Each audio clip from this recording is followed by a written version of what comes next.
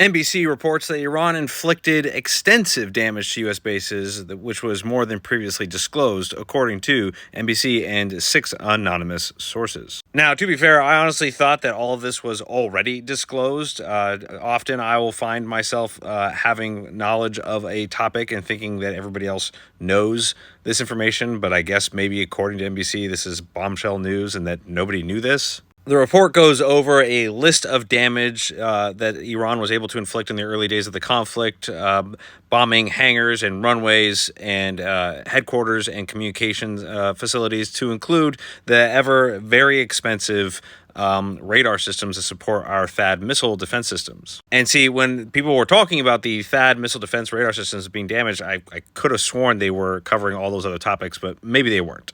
That said, yes, the damage is in the billions of dollars, probably single-digit billions of dollars. And while that is not for nothing, the damage that is currently inflicted on Iran is significantly worse, probably upwards of 100 billion in damage. And then when you take that as a total percentage of the capabilities to be able to repair, replace, and get back to normal, well, those are just, you can't compare the two. Iran has no money, basically.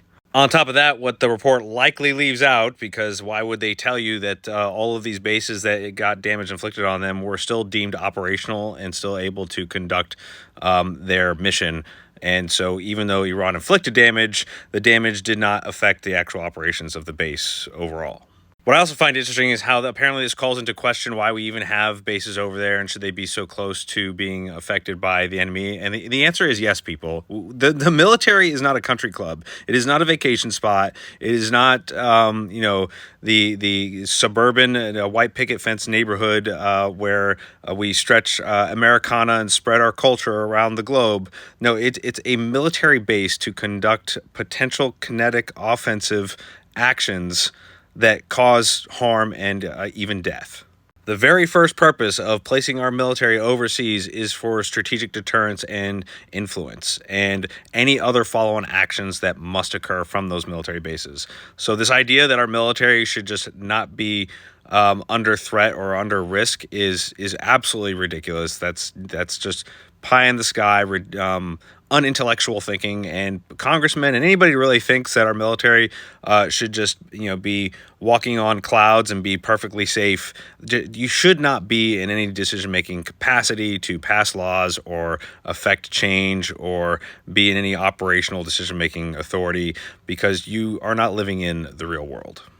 Also, the peace talks that were supposed to happen this weekend didn't occur, as the foreign minister, Abbas Araghchi, left Pakistan before the U.S. envoy could leave D.C. But the foreign minister's trip to Pakistan was not for nothing. He said that he passed a workable framework to the Pakistani intermediaries, stating that it could provide a permanent end to this war. Now, he didn't elaborate on what the details were of that workable framework, but that he passed it on to Pakistan, and that Pakistan can pass it to D.C.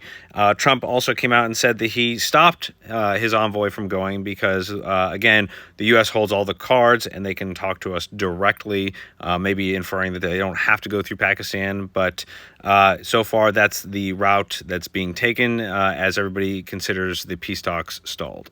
And while this is occurring, it is still worth mentioning that Hezbollah is a part of all of this, as they are basically an extension of Iran, a separate entity that sits in Lebanon that Lebanon government doesn't even have real control over. And so they basically are a de facto extension of the IRGC. And they are still conducting militant actions on the border of Israel, which is requiring Israel to still conduct airstrikes, despite the fact that they are attempting to hold or maintain a ceasefire. It is also worth mentioning that the foreign minister also departed to head towards Russia, I believe, to Moscow, and so everybody is now pontificating on what all of this is, what all this has to do with the war.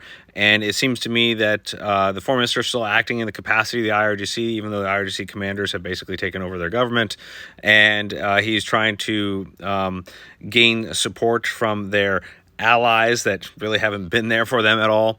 And so they're still trying to organize, reconstitute, get their forces ready for a possible second conflict, while they are also blockading the Strait of Hormuz, and the U.S. is blockading Iran from conducting any business overseas. And I mean over the seas, maritime business. They cannot conduct maritime business, which constitutes 90% of their economy. And so they basically are being starved of money, water, probably food at this point.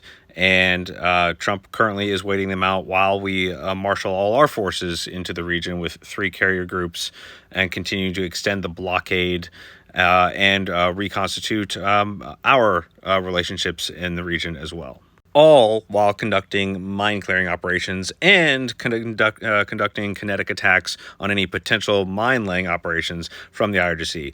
I know this was a lot in about 5 minutes, so hopefully you stayed with it, and I hope you are having a good weekend.